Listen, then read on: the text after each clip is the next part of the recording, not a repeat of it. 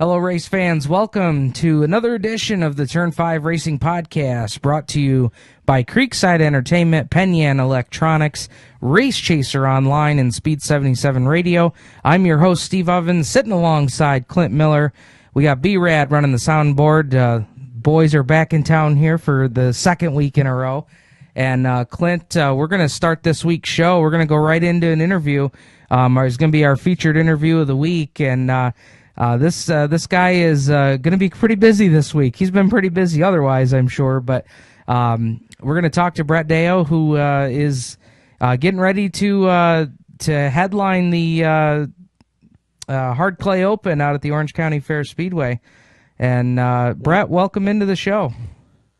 Thanks for having me. It's definitely a busy week spent today, getting pretty organized. We have a lot of really good sponsors for our series this year, and I want to make sure that we have banners and signage for all of them. So that was today's project. So we're getting geared up for the weekend. I saw your post today, and I chuckled. It was great. I think it was something to do with whoever owns the zip tie business was going to be having a pretty good day today. Yeah, I actually had all my boxes in the garage, and I went through, and it's phenomenal. I think we've got about 30 different companies on board as series contingency sponsors, and Jeff Barrett at Barrett's Performance was a real big help over the winter, hooking me up with people after I had met them at PRI. And we have a ton of different sponsors, and I'm planning to spend Saturday evening after practice at Orange County making sure everybody's signs are in good view for the people in the grandstands. Well, that's great. Let's get right into it. As far as what you've seen, what you've heard, where we do our show here in the Finger Lakes, we got some wet stuff and some white stuff on Saturday night.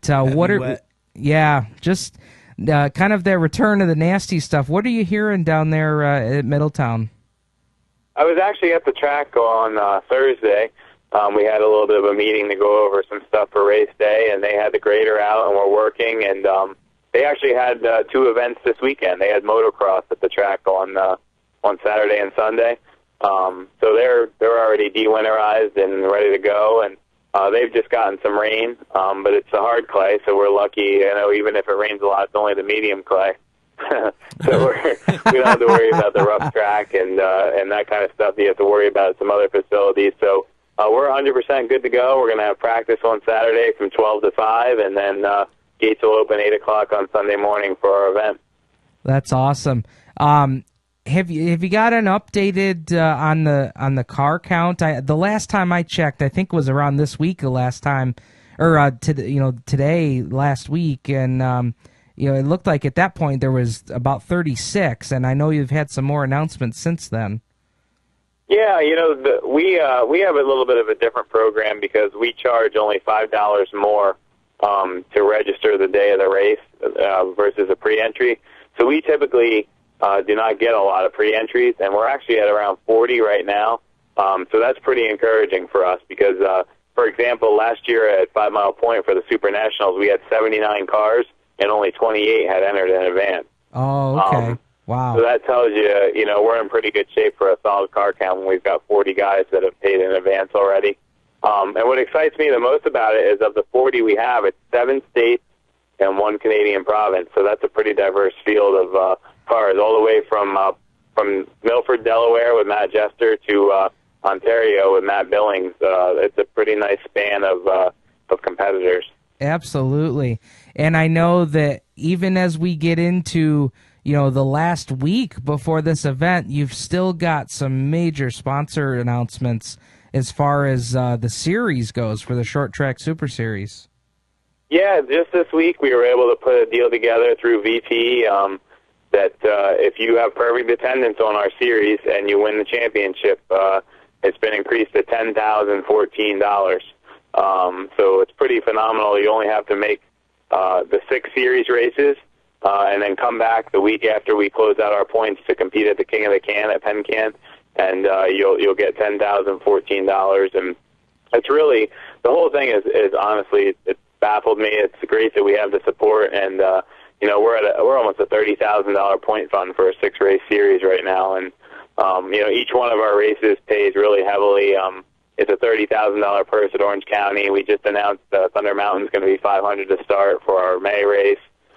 We go to I-88 in July. That's $8,888 to win for 48 laps.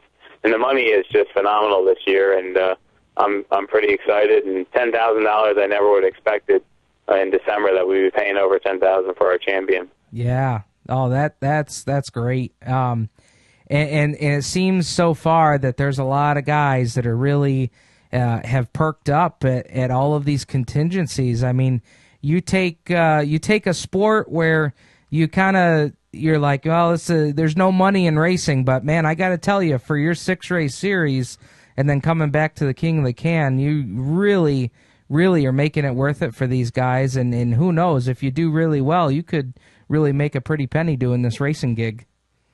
Yeah, it's really amazing when you look at it, and we're at $1,200 for 10th right now, and also I'm selling raffle tickets to boost the point fund, so if I sell them all, which I expect I will because they're going quickly, it'll be around $1,450 for 10th, and then you come back the week after the King of the Can. If you choose, we'll give you another $200 when you sign in that day.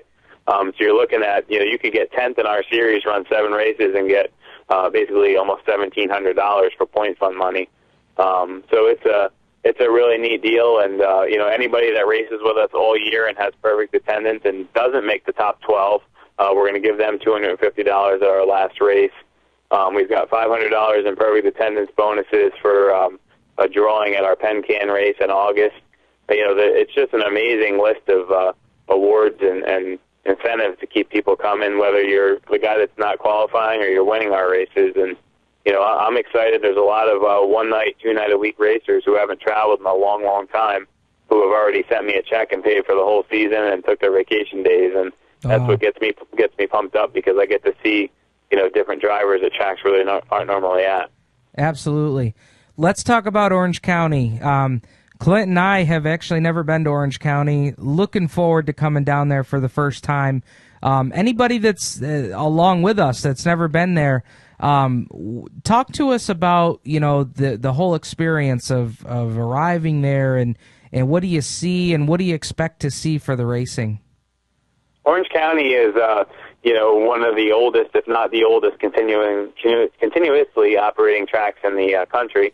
It's got the old school covered grandstand.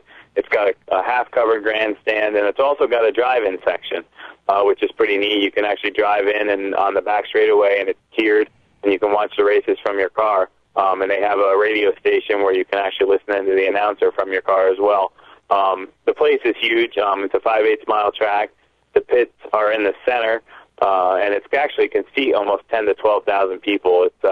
It's quite a facility. It's my home track where I grew up, and honestly, when I was an 8, 9, 10-year-old, I didn't realize how good I had it when, I could go a half hour from my house with my dad and watch, Jimmy Horton, Brett Hearn, Danny Johnson, Frank Cozy, Doug Hoffman every Saturday night at a track of, that stature. And it definitely, it's been there for a long time, and, it's definitely one of the leading tracks for the Northeast as far as history. And I think we're all going to be surprised this weekend, because there's never been a race there with sail panels on the modifieds. It'll be the first time ever for the passing points. It's an open tire race. And I've had drivers who are veteran drivers, both at Orange County and on traveling circuits, texting me this week with tire questions, so they're all thinking about it. It's going to be pretty wild. It's kind of completely an unknown to a lot of people. Yeah, and do you expect everybody that rolls in are going to go with the sail panels, or do you think there's going to be some guys that are going to say, you know what, I've got my setup pretty good there already? I think you're going to see some varieties of sail panels. I do have a maximum height, but I don't have a minimum height. So I think you might see some smaller sail panels, maybe because it's a larger track with tighter corners. You've got something different when Brett Hearn, who's won 299 times there, calls and asks when practice starts. He's going to be there trying some different things. So I think we've got everybody scratching their head, and I think you'll see some unique body styles. I think you're going to see cars with bigger sail panels, some with smaller, maybe some cars with windows. The tires, I wouldn't be surprised to see a car win with 2 American Racers and 2 Hoosiers. everybody's trying to find that magic combination for this one day of racing. And not only that, but you could have the combination of either a big block or a small block as well, if I understand right. Yeah, and that's another interesting fact. Tim Heinle was the big block champion at Orange County last year, and he's bringing a small block on Sunday.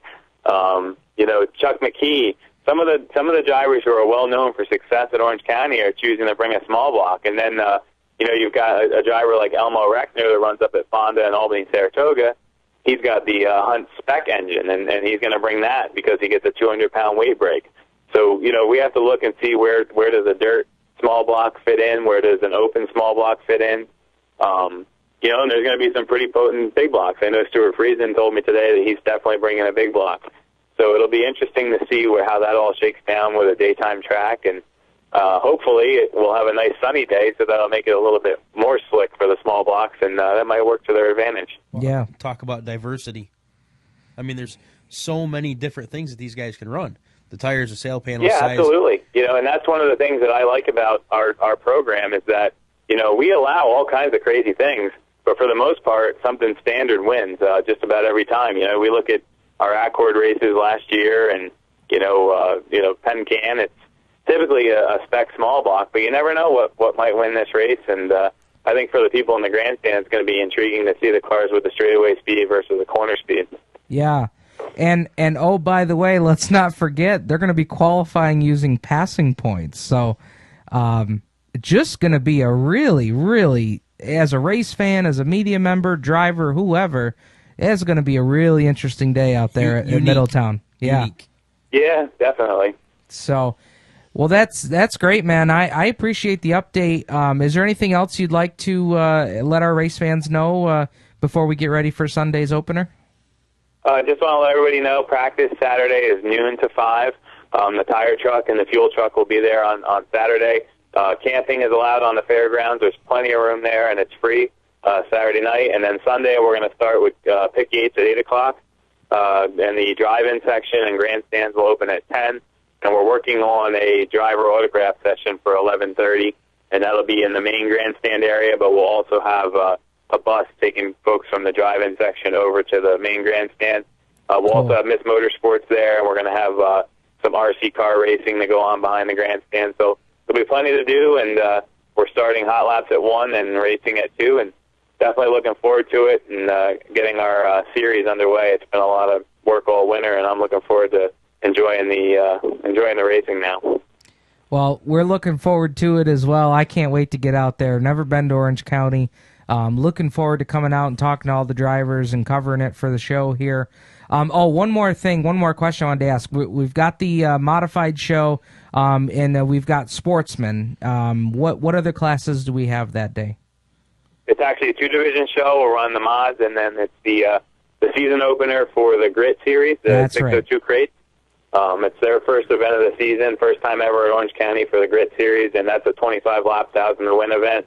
And another talk about interest, a lot of interest from your area all the way down to, the New Egypt and Bridgeport crate cars, and looking forward to a nice field there as well. And, they've done a nice job, Grit, with their contingencies and special awards, and the Sportsman, I know they've got lap money and a whole lot of other things to look forward to, so that'll be a great race as well.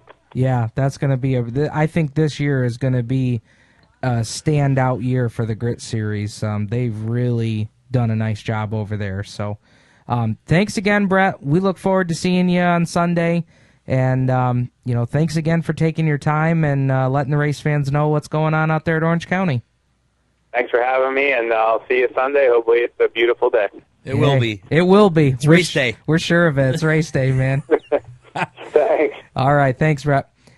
Well, Clint, that's Brett Deyo with the Short Track Super Series. Hard Clay Open Sunday out at Orange County. Clint, I got goosebumps, man. Yeah, I can't wait. It's going to be awesome. Really excited. Let's toss it off to break, Clint. When we come back, we're going to dive into our interviews that we were able to get this past weekend. We're going to start off with talking for the man of the hour Saturday, Frank Guererri. You're listening to Turn 5. Penn Yan Electronics is the official Radio Shack dealer of the Turn 5 Racing Podcast. They're also the only Radio Shack dealer in the Penn Yan area. Visit them at 103 Main Street in beautiful downtown Penn Yan for all of your electronics, cable, music, and cell phone needs. Visit Penn Yan Electronics or give them a call, 315-536-7700. Penn Yan Electronics. RaceChaserOnline.com is your home for news, views, and driver interviews. You can catch everything from F1 to IndyCar, NASCAR, short track, and dirt car.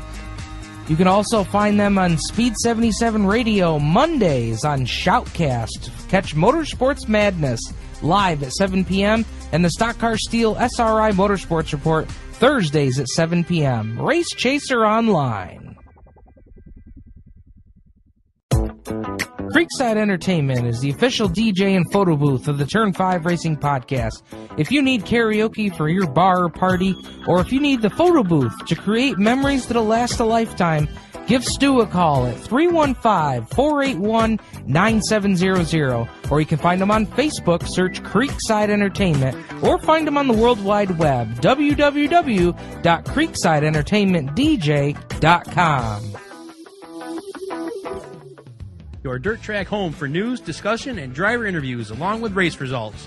You're listening to Turn 5. Welcome back, race fans, to the Turn 5 Racing Podcast, brought to you weekly by Race Chaser Online, Speed 77 Radio, Penn Yan Electronics, and Creekside Entertainment, the official DJ and photo booth of the Turn 5 Podcast. We are into our interview section of the portion of the evening, and we are going to start off with a gentleman who is going to be starting his rookie campaign in the Sportsman division over at the Canandaigua Motorsports Park. Kind of a last-minute deal that he put together, and he'll talk about that. Let's throw it off to Frank Guererri. Now we're going to switch gears here and talk to the man of the hour tonight, and that is Frank Guererri Jr. And Frank, what a turnout tonight. I know that you talked about it here at the party, is the fact that, it was great to see this many people come out, support you in your rookie year, the Sportsman class. Just a great night. Yeah, absolutely. I can't thank everybody that came out enough. Great time, a lot of people, and like you said, the support is just been overwhelming. Just so many people have stepped up, from big block teams and just people around, family that actually run Sportsman. And everybody's just been so supportive and helping out a ton. And I can't thank everybody enough for that. What's it mean to climb back into the Sportsman full time? It means a lot, to be honest with you. The middle of February here, I wasn't planning on racing at all. Last year, I helped my cousin Nick, and I enjoyed it, and I got to spend time with my family, and everything was good. I wasn't really planning on getting a Sportsman car or racing anything, and I just planned on going to the track, helping Nick, and have fun. But Nick came upon a deal, and we just decided not to turn it up. So here we are, and we're gonna go out and try to have some fun and be competitive. Now, Canandaigua, not the easiest track to get around. I mean, that place is quick, and things can happen in a hurry there. Oh, absolutely, and not only that, but you got the best of the best. You could take anybody from Canandaigua, and they could go anywhere and run up front and be dominant. So I definitely got a huge learning curve ahead of me. We just set some realistic goals up for ourselves. Stay out of trouble, have fun, and if we're there at the end of the race, that's all we really are counting on right now. Seat time will come, and we'll get better, hopefully. You got a heck of a team behind you. The Guererri clan has been at CMP for a very long time, and coming out with some stout race cars. I know Nick has already got his race car over at the Auburn Mall Show, and I think as a whole, as a team, you guys have got to be looking for big things this year. Absolutely. We got Kevin Ridley, who won the championship last year, working out of the same shop, and the knowledge out of our shop and the support, like I said, is second to none.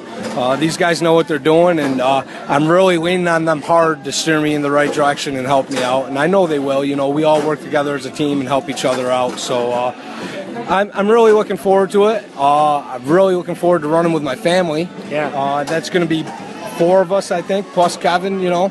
And so I'm just excited. I'm ready to go. I just need this weather to cut it out. That we do. I know it takes a lot of people, a lot of sponsors and support to get that race car out on the racetrack. I want to give you an opportunity to mention those folks. I've had Trout's Auto Recycling come back this year. They've been a sponsor of mine for years. Tyler Siri and Siri Motorsports with Siri Sand and Stone came aboard this year and helped us out. Macedon Parts Plus, Givo's Rears and Gears, Maro's Trucking, and most of all, I guess my wife, mom, and dad, with their support, they helped me out a ton too. So. All right, that's good stuff. That's Frank Guererri Jr. Going to see him over at CMP, and I think also some of the races on the Grit Series. So we'll talk to you again, but thanks for joining us tonight. Thank you. Thanks for all you do for us, bud. All right. That is the Cranker, as they call him, driver of the 113. We'll see him out at Canandaigua and out on the Grit Series. You're listening to Turn 5. Well, Clint, that was our time Saturday night with the Cranker, Frank Guererri. Great turnout at that event Saturday night. He came up to me toward the end of the night and said, "Hey, man, we came out, above our goal for the night." And just as well as I do that these events can get guys' season started off on such a good note. Yep. Get you started off on the right foot, and I'm glad to see that Frank is getting his rookie campaign started in the Sportsman. It's just good to see him back behind the wheel of a race car. Absolutely, and now he's back behind the wheel. And the thing is even though this is a last minute deal for the Guererri clan is a much better last minute deal than if you or I put a car together last minute. I mean, yeah, we know what we're doing about race cars, but that clan, when they show up with Sportsman cars at a race, they show up 4 deep, including Kevin Ridley. Now they're showing up 5 deep, and the knowledge, the information, the setups, you name it. Well, yeah, I mean, they posted a picture on Facebook last week of there was 10 trucks in their driveway. Yeah. People would give their left foot to have that many people show up. They got 4 race cars that they're trying to put on the track, and they're nice-looking race cars, too. Those guys know what they're doing. Their stuff looks good, and they're fast. The thing I liked about Frank's interview was he was very upfront in saying, look, I know there's going to be a learning curve. I'm not coming out here to win 10 races because I know it's not going to happen right off the bat. And I love where Frank's head's at. He's really in a good place and getting that car together, and it was great to spend the night with his family out there Saturday night. Let's go into our next interviews. We've actually got 2 interviews here for you.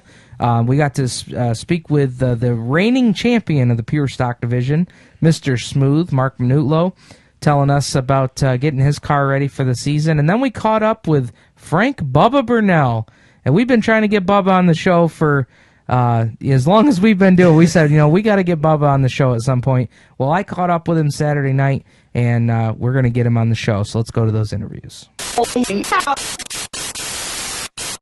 Well, this is the Turn 5 podcast out at the Frank Guererri Racing Benefit Party, and we're standing here with a guy who just had his benefit party last week, Mr. Smooth, Marc Minutolo. Marc, we were just talking earlier tonight about how close you guys are to getting ready for the season.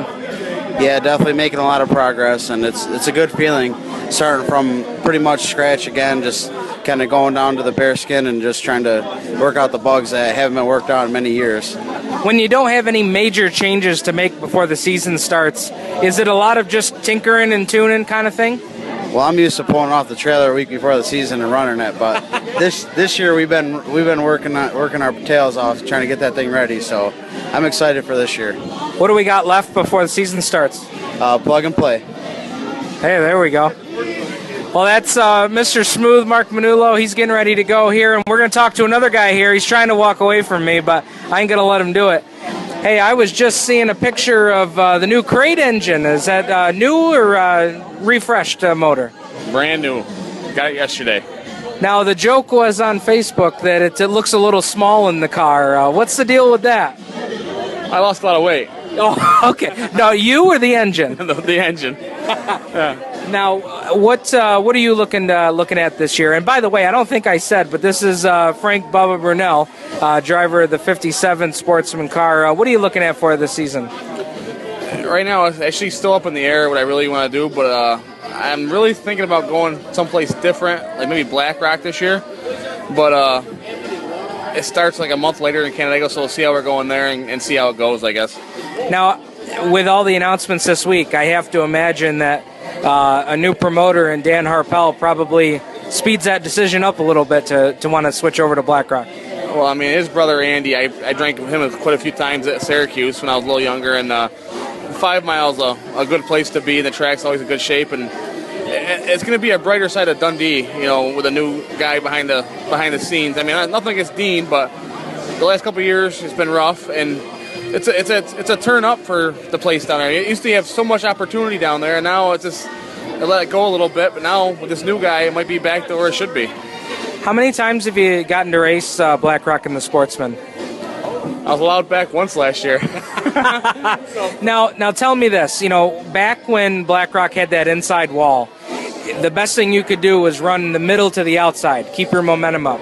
Now they've taken that wall down. They got the turtles on the inside, and it almost seems like the inside of that racetrack is the preferred line now. What do you think? Well, I mean, absolutely. Last year I went there and I screwed up in the. I started on the pole at 200 lapper deal there, and I screwed up, turned my right front off, and it seized up, so I had to go to the back. And these guys just go in the corner wide open and push up the track, and I hugged the turtles around the bottom and passed 18 cars. So I mean, it's definitely a one-lane track. They got to do something a little different. All right. Well, I know you got some folks helping you out on the race car this year. I'll give you an opportunity to talk about those guys. I got Safety Awareness Solutions. I got my girlfriend Stephanie bought me that crate motor. Honey Auto Parts is on there. I got Mad Skins Racing Bodies. Gave me a wicked deal on my body. It came out beautiful. What the hell is it? John Ellsworth has come aboard this year to help me out a little bit here and there. Mike Welch Racing. Mike Welch is he's always helped me out over the years. And that's about it. I mean, it's the same group of people over the years that stick with me, and I appreciate them. We're going to keep it on 4 wheels this year, right? I hope so, man. I spent a lot of money over the winter getting stuff back to where it needed to be, and after that flip last year, you miss a few things, and you take the car apart, you found stuff that was bad. So hopefully this new package, new frame, new motor, and parts and pieces will get me back to the front again. Well, I got to tell you, I know going into 2014, the last thing Bubba wants is to be on the crash video again. That was a pretty spectacular ride. Inside the car didn't feel as bad as it looked outside the car. Yeah. But, I mean, even the safety crew at Brewerton that night was awesome. I forgot the girl's name that took care of me, but she duct taped my arm together. It was all swelled up, and she got me back in the car. So, I mean, they're second to none up there. I felt safe, and they'd hooked me up. It was great. All right, guys. Well, that's Bubba Burnell. He's getting ready to get that Sportsman together, and we'll talk to him again before the season starts. I'm sure he'll be out of Canandaigua and over to Black Rock. There you go, Clint. Mr. Smooth, Marc Minutolo, and Bubba Burnell. And, Mark was really funny in his interview saying, I'm used to backing the car off the trailer a week before we go racing, and Dad had me doing a little bit more work this year. So Mark's getting ready. He's coming back to defend his title. That's because Dad wants to beat him, and he wants Mark to be on top of his game when he does it. Absolutely. You got it. And Bubba, I mean... Well, what are you going to say about Bubba? I mean, really. What can you really say? Just a great guy. Always a fun guy to come across in the pit area. Guy works his butt off. Loves racing. And wild ride that guy took at Brewerton. Yeah, it is. And we watched it on the crash video last year, and it was not one for the faint of heart when you were looking at it for the outside. No. It's good to hear that he might make Black Rock Speedway his home on Friday nights. I kind of like that move. I think he's been a Canandaigua guy through and through, but hey, I mean, if we see him on Friday nights, that's kind of a neat deal right there. Yeah, that's all right with me. I mean, he raced the pro stock in Canandaigua. He'd come over for the Roll 100. Didn't see him much throughout the year. So, yeah, having him, just another competitor.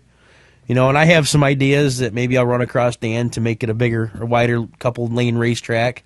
And because I know exactly what he's saying. Yeah. So, you never know. We'll bring it up. Absolutely.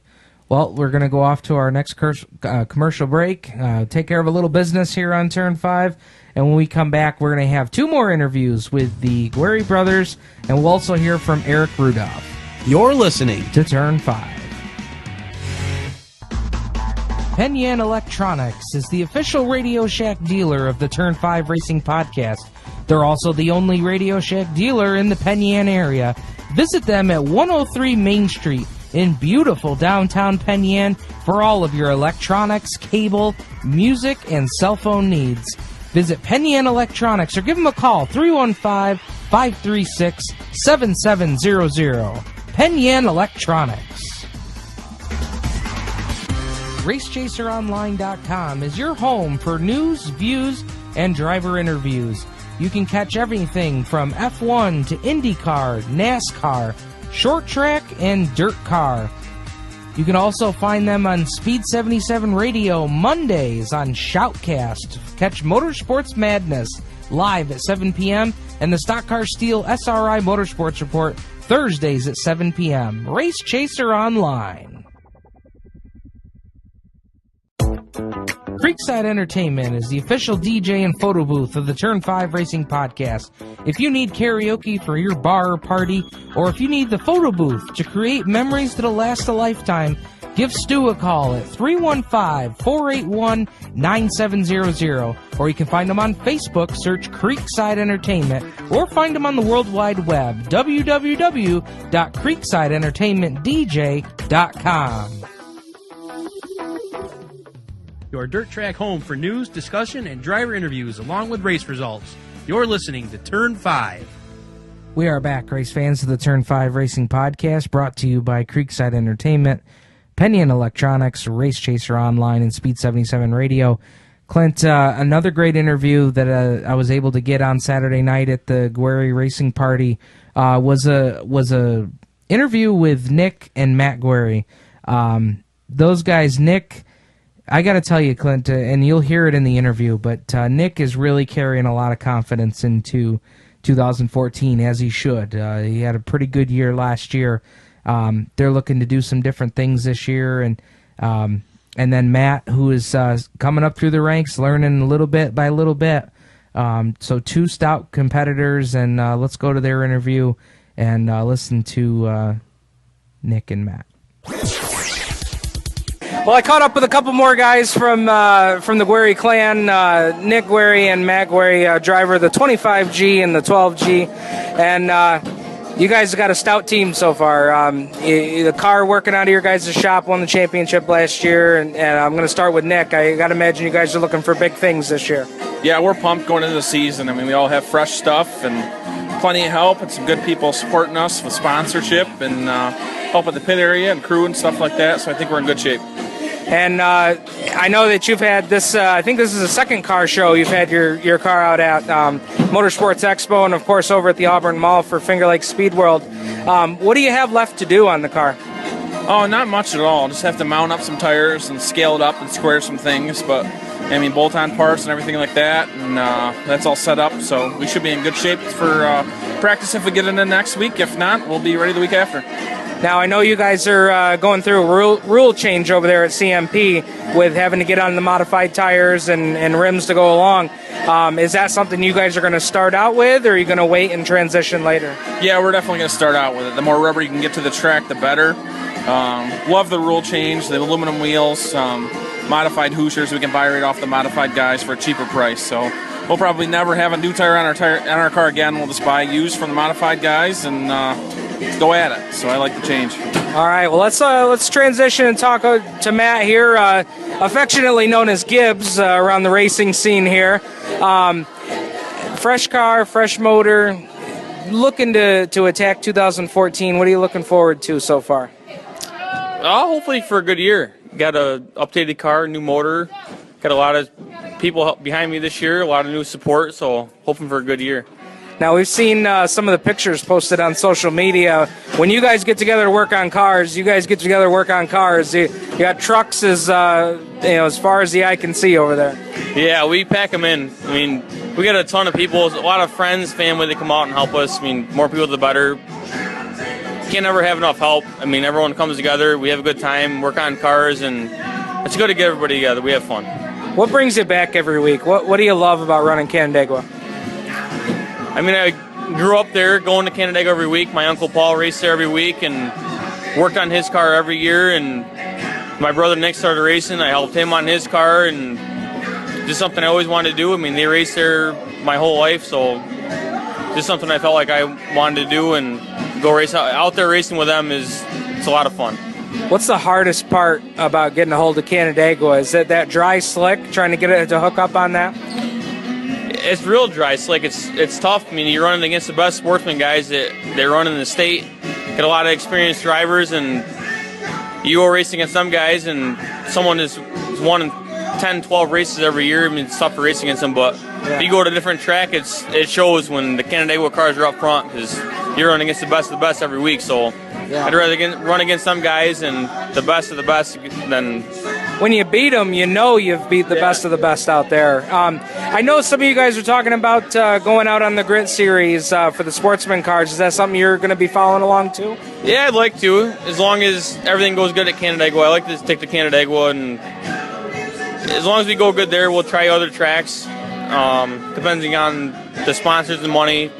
But we'd like to venture out to different tracks and have some fun. Is there one track on that series that you look forward to and say, man, that would be really cool to race there? There's a couple of them. You hear all these tracks that the big blocks go to, and you always think, man, I like to race there, but there's a couple of them that I like to go to. I mean, it's always fun going to different tracks and get all your friends and family to go with you, and you always have a good time. So going to any races is a lot of fun with us. I know it takes a lot of help to get you guys out on the track. What do you guys have for sponsors on the 12G? I got a new sponsor this year, Camara Slate. He stepped up this year and helped me out a ton. Matt Shepard, he's helped me out a lot this year.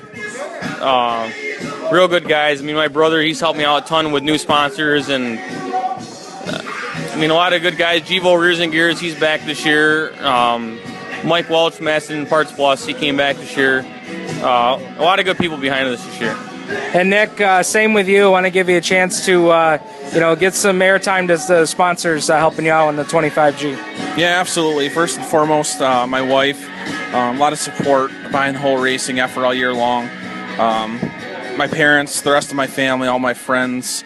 Sponsors, like you said, Givo's Rears and Gears, Yukon Gear and Axle, Rochester Gypsum, Trout Auto Recycling, Champion Power Equipment, Pampered Parents, Number 9 Video, Extreme Renovations, just everybody that helps out. It's a big team effort, and I appreciate everything they do for us. That it is. And one last question before I let you guys go. Who has more fun at the racetrack, you or the wife? Probably me. I've heard a lot that she's pretty stressed out and gets wired up when we're on the track, so I'm glad I don't have to see that. All right, guys. Thank you very much for your time. That's Nick and Matt Guererri. And we'll see them out there at Canandaigua in a couple weeks for the opener there on April 12th. You're listening to Turn 5. And that was our interview with Nick and Matt Guererri. And Clint, where else can you go on the internet and get interviews with guys with DJ music in the background? With Creekside Entertainment jamming out in the background? That's right. That's right. Nowhere. That's right. Nowhere. Turn 5 podcast. We got it right here. That's right. Like I said before we listened to that interview with Nick and Matt Guererri, Nick is carrying himself with such a confidence. I think he is going to get multiple wins at Canandaigua, and I don't think it's far-fetched that Nick could get a win on the Grit Series. Well, I was just going to ask you that. We're going to see those guys down there this weekend, aren't we? Possibly. The last time I talked to Nick about Orange County, they were talking about watching the weather and seeing what happens there. The thing with the Grit Series is you're allowed to drop so many races. You get the Grit Series is like 19 races is on the schedule, and I think if I remember correctly, you're allowed to drop like 7 races. God. But and the thing is the races are spread out over New York, and I think there's even a show in either Vermont or New Hampshire. I think it was Vermont, but when you've got the races spread out, and Middletown is a long haul, so. But it's a traveling series. I mean, you sign up for a traveling series, you should expect to have to travel. That's true, but didn't anybody learn from ESS? Yeah, but that's the one complaint with the Dirt Sportsman series is most of those races are up in Canada. So I see what you're saying. I get it. I do. But I think that the Grit series, the way they've got it laid out, I think they will see more cars consistently throughout all of their series races. Well, it remains to be seen. And we'll see what happens, and maybe it won't make a difference at all. Who knows? Yeah. I just, for a traveling series, you should have to be there every week, and I'm a firm believer in that, and, We may see Nick down there. I don't know. Well, it looks like right now the weather's supposed to be pretty good. Yeah. So, and the one thing that Matt said in his portion in the interview was the fact that he wants to make sure that he's going good at Canandaigua before he thinks about traveling to all these other races. He'd love to go and see some of those other which tracks. Is understandable. Yeah. I mean, he's coming out and he's young and he's still on the learning curve. So yeah, exactly. And those guys are. I feel like that whole shop, all 5 of those cars, any one of them, including Frank. I mean, if Frank gets himself going pretty good, I mean, depending on where you start in the feature and how the track is, I mean, how many times have we seen a tacky track that just evens out the whole field and then, roll the dice, who's going to win, right. So we'll see what happens there. And you get a green to checkered run. Somebody out front just run away with it. Who knows? Yep. So let's wrap up with the Guererri clan from their party the other night. And we're going to talk to next a driver who races TQ midgets, races asphalt modifieds, both on the NASCAR level and the Race of Champions asphalt modified series, the reigning 358 Super Dirt Car champion, and also will be driving in some big block races locally. And he's going to tell us about that. That is none other than the driver of the 25, Erick Rudolph. This is Race Chaser Online and Turn 5 Racing Podcast correspondent Steve Ovens, bringing you an interview today with the driver who does all sorts of racing, from midget racing to asphalt modifieds to dirt modifieds. And we're going to take some time to talk with Erick Rudolph about his 2014 plans. And before we even get to that, Erick, I want to start with you guys have been doing some indoor racing and had some pretty decent success so far. So, tell us about some of those runs you guys had over the winter. Well, we went out to Fort Wayne in December, just racing some 600s. We were able to win a race, and I think we got second in the other one. So that was good to start out the indoor season like that. And then Atlantic City, there was like 80 cars or something like that. We were just fortunate enough to make the race, but something happened there. Well, we qualified on the pole there. That was an accomplishment, but something happened in the race. But the last indoor race in Trenton, New Jersey, we were fortunate enough to win. Yeah, and I wanted to talk about the race in New Jersey. Pretty strong run for you, and certainly I'm sure it was a pretty neat deal for you guys to go down there and win that race and make the cover of Area Auto, and it really created a lot of buzz after that event.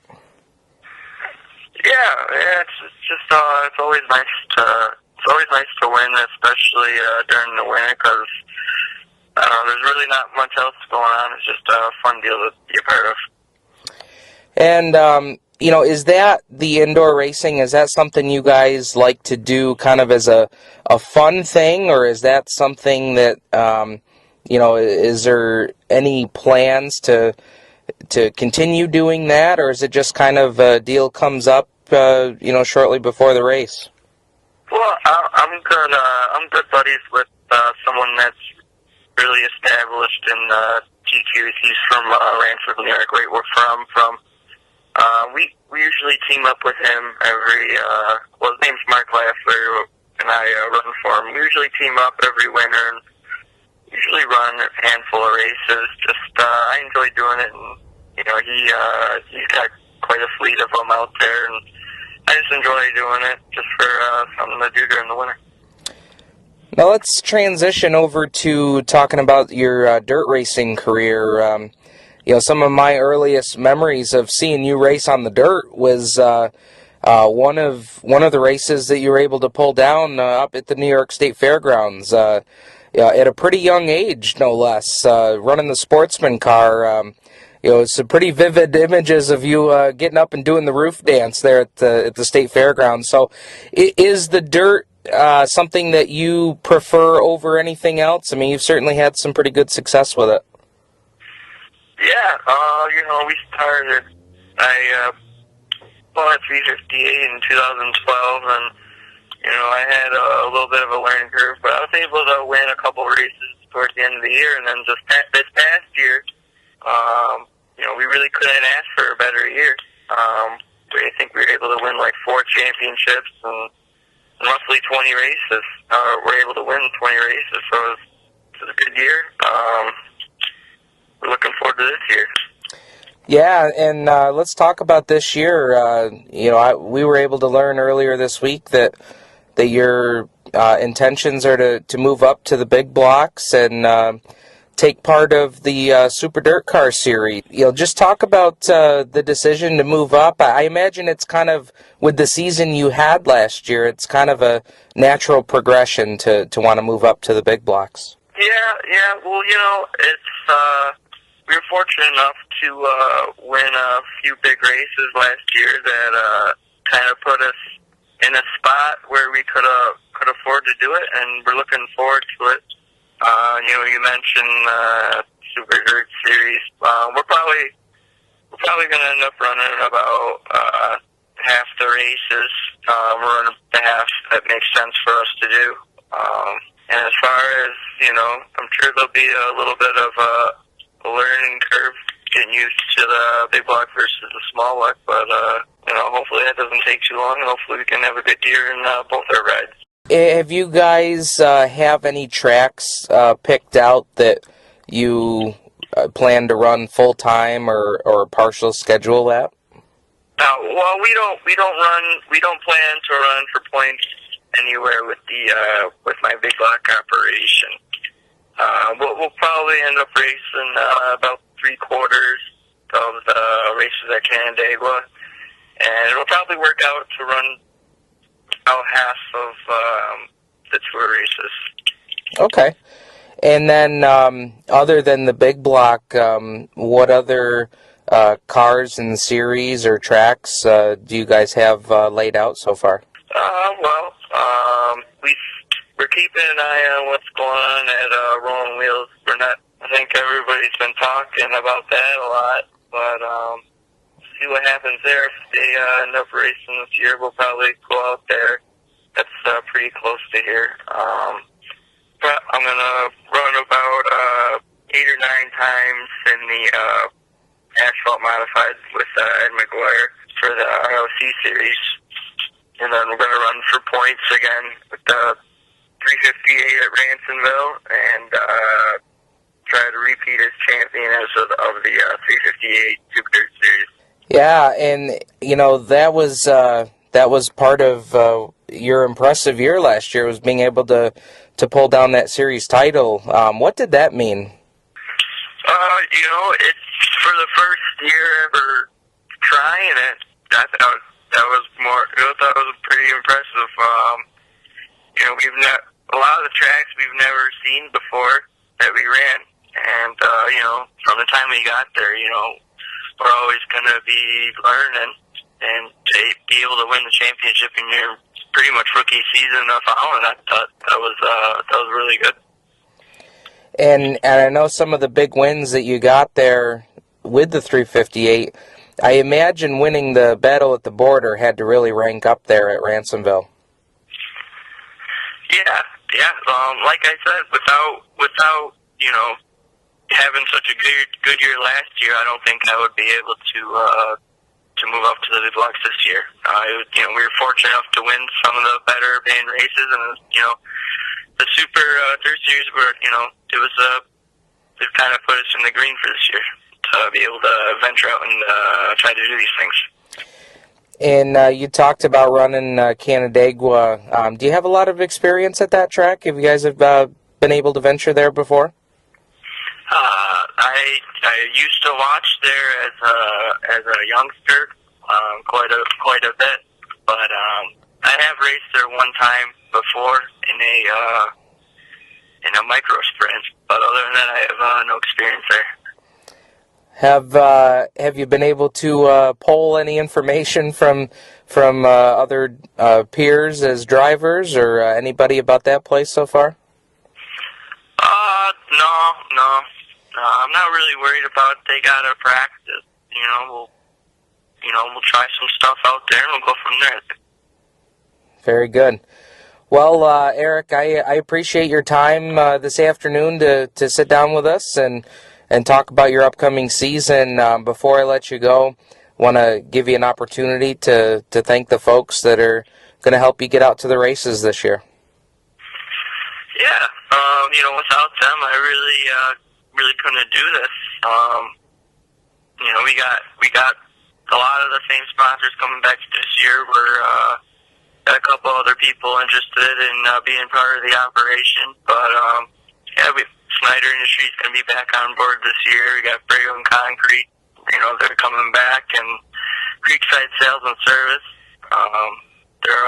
They've been part of me for a long time, and of course we got HBR that's also going to be a part of the operation this year. Well, that's good to hear. And Erick, again, thank you for your time, and we'll certainly be keeping tabs as the season goes on. All right, sounds good. Have a good day. All right, thank you. That's Erick Rudolph. You're going to see him out in the 358s, the big block modifieds, see him out on a couple different series, and believe me, that's going to be somebody you're going to want to keep an eye on. You're listening to Race Chaser Online and the Turn 5 Racing Podcast. Well, Clint, Erick Rudolph, some good news there as far as our local racing scene goes. Going to be seeing him at about 3/4 of the Canandaigua big block shows. And, I know he doesn't have a ton of experience in the modified at Canandaigua, but I think he's pretty well proven himself that no matter what you set him in and what kind of surface he's racing, he's going to be competitive. Yeah, the kid can wheel, bottom line. There's just no doubt about it. Yeah. Going to be running about half of the Super Dirt Car Series events and trying to defend the small block series title. So a pretty diverse, as I put it in my Race Chaser Online article, laid out a pretty diverse 2014 schedule.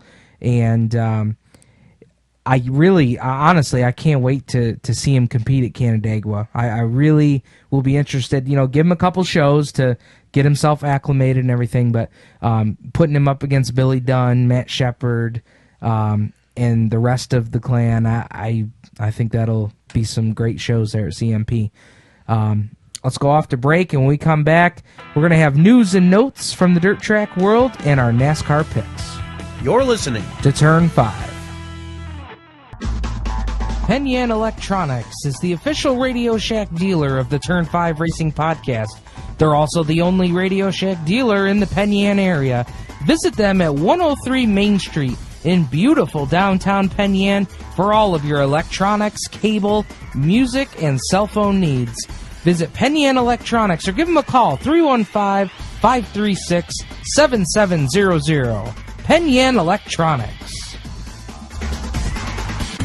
RaceChaserOnline.com is your home for news, views, and driver interviews. You can catch everything from F1 to IndyCar, NASCAR, short track, and dirt car. You can also find them on Speed 77 Radio Mondays on Shoutcast. Catch Motorsports Madness live at 7 p.m. and the Stock Car Steel SRI Motorsports Report Thursdays at 7 p.m. Race Chaser Online. Creekside Entertainment is the official DJ and photo booth of the Turn 5 Racing Podcast. If you need karaoke for your bar or party, or if you need the photo booth to create memories that'll last a lifetime, give Stu a call at 315-481-9700, or you can find him on Facebook, search Creekside Entertainment, or find him on the World Wide Web, www.creeksideentertainmentdj.com. Your dirt track home for news, discussion, and driver interviews along with race results. You're listening to Turn 5. Welcome back, race fans, to the Turn 5 Racing Podcast, brought to you weekly by Penyan Electronics, Race Chaser Online, Speed 77 Radio, and the official DJ and photo booth company of the Turn 5 Racing Podcast, Creekside Entertainment. And Clint, let's hit some news and notes from around the local short track world. And let's start off by the big announcement last week. Dan Harpel told us on last week's show that we've got a lot of announcements that are going to come out over the next couple of weeks, and they're really going to get race fans excited. Well, let me tell you, I don't think he could have a bigger announcement that could excite race fans more than announcing that the Empire Super Sprints, sponsored by Lucas Oil, will be coming back to the Rock on Friday, July 18th. And, man, that was big. Yeah. That was big. That's going to bring a lot of race fans. Can't wait to see the grandstands that night. Yeah. I know it's going to take some time to build the fans back and to build the clientele back up. Yep. But, man, that certainly doesn't hurt. You know, I read a quote on Facebook this week that it'll be nice for the possibility to be able to actually throw a stone in the stands and actually hit somebody. Yeah, absolutely. And it's for a variety of reasons. It's not one thing. It's not another. It's the economy. It's just a lot to do with it. So now we'll see the perspectives back up. People are getting excited. Let's do this. Yep, and what was the first thing we said to each other tonight when we said we got to make mention of this announcement? Lance Young. Lance Young. We got to get a hold of Lance and see if he's going to be a part of that show on July 18th. You know, I really feel like anytime you put Lance at Black Rock, he's got a chance to win, and that would really be pretty neat to see him come back. Even though he's not running the full tour, I think that would be great to see him come back home. And props to Lane's Yamaha. Malcolm and Cindy picking up the Dash sponsorship for that night within hours of that announcement. That's awesome. They called Dean Reynolds and That's say, awesome. We want the Dash. And just talk about great people in racing. That's certainly the Lane family. Do we know for sure that Lance isn't running anywhere full-time? We don't. Not for sure. We'll know on the weekend of April 25th and 26th when the ESS season opens up at Mohawk with that big Go Nuclear weekend up there at Mohawk. So we'll see. Other news and notes. I wanted to make mention for my buddies Mike Welch and Blaine Smith. Their racing benefit party will be held this Saturday, starting at 5 o'clock at Shenanigans in Canandaigua on 5 and 20. That's funny. Formerly Don's. Oh, yeah. You put the word Shenanigans, Mike Welch, and Blaine Smith. Need I say more? So that's this coming weekend. We already know that open practice sessions for Woodhall Raceway and Canandaigua have been postponed. The open practice with the shock tuning class with Mike Payne, that's going to be held on the 13th, which is next Sunday. Or not this coming Sunday, but the following. Their Canandaigua's opener will be the 12th, and then they're going to run that class on the 13th, as I read that today. Is there a cover charge or anything for that? You'll have to. The best thing you can do is get onto Facebook, look at Canandaigua Motorsports Park. They've been posting updates about that because that was supposed to happen this coming weekend. But and you know what? Hand it to the White family and to Jeremy Corcoran and his staff for recognizing that when we got this freezing rain and snow and everything, that there just wasn't any way they were going to be able to get that track ready and not tear it up early on in the season. So they've all canceled those practice sessions. Canandaigua and Woodhull will both open up on April 12th, which will be Saturday night. Two great shows there. Woodhull has a Crate late model special that night. So it would be a good show down there. A lot of storylines down at Woodhull. A lot of storylines coming into Canandaigua. And then the following week is the Jan Corcoran Memorial at Canandaigua. So always a big show. Big show. 64 lapper there.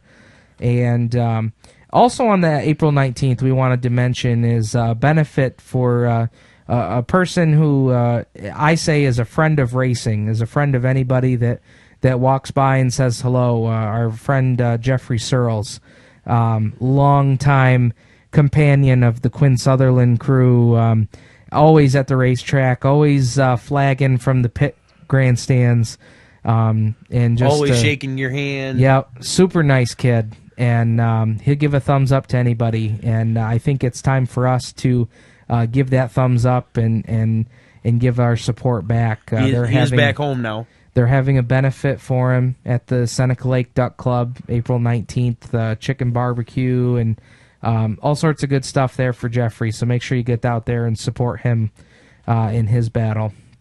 And then the following week, the Super Dirt Car Series opens up at Fulton Speedway, April 26th. And Black Rock Speedway will have some open test sessions. Yep, 18th and 25th of April. 18th and 25th of April. That'll be your first chance to see. And that's as much for Dan and the boys learning the track surface as it is for the drivers. Yeah, and if you're going to be running over there, that's a great opportunity to see how the surface is going to be prepared.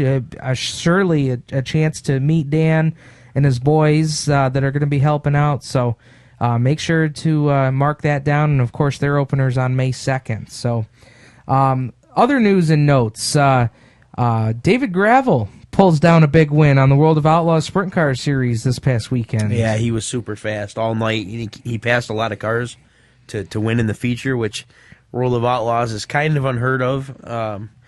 Winning, I mean, you have a lot of guys pass to get up to 5th or 6th, but to go from I don't know where he started, 6th, 7th, 8th, something like that, to get up and pass for the lead, it was pretty impressive. Yeah. Of course, the Mini Gold Cup got rained out the next day. The World of Outlaw late models, they had a show, Fall to Rain, on Friday night. And then, of course, Saturday night, Billy Moyer. Yep, Billy Moyer won. Darrell Lanigan was 2nd. I know Tim McCready finished 4th. Shane Clanton finished 3rd. So T-Mac starting to roll. He's still selling it, aren't you? I'm still selling it. Okay. But we got to get into the they've been off for a month. The World of Outlaw late models have. It's a lot of time for Tim and the group in Vic Coffee to go back to their notes from Florida and say, all right, where'd we miss? Yeah. And they started 11th in the feature, finished 4th. Good run coming up through the field. Yeah. So, maybe. Well, there's our dirt notes. Let's talk about Martinsville. Kurt Busch.